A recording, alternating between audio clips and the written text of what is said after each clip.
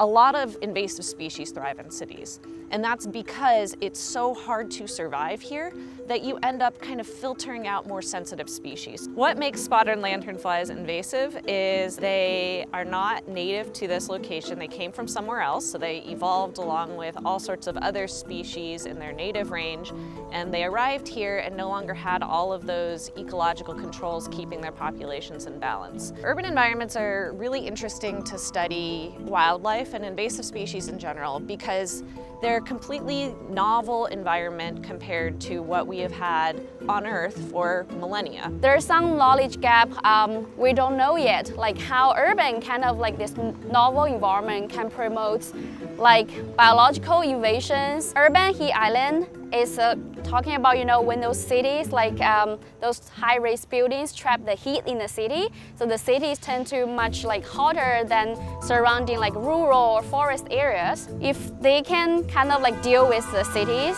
and then this urban heat island effect could promote them even go to the north, buffering the cold effect. When they infest a tree or other woody vegetation, they deposit their feces, and it's very high in sugar, and that actually allows this mold called a sooty mold to colonize the tree. And that actually blocks photosynthesis and harms the tree in many different ways. And so this is obviously of concern for economically important species like wine, maple, fruit trees. One thing I think it's really like amazing is like how they can really use human transportation to get everywhere.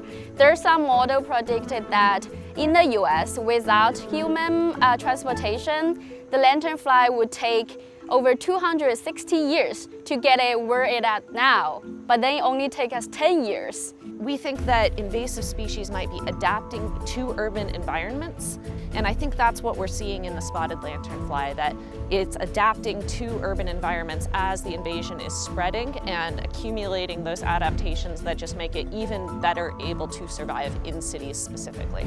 I just don't think stabbing one or two will help to eliminate the whole population. Egg masses probably contain 40 or 30 like eggs that were like, turn into 30 or 40 adults lanternfly next year. Eliminate or scoop those like egg masses is much more effective than just stabbing the like adult lanternflies.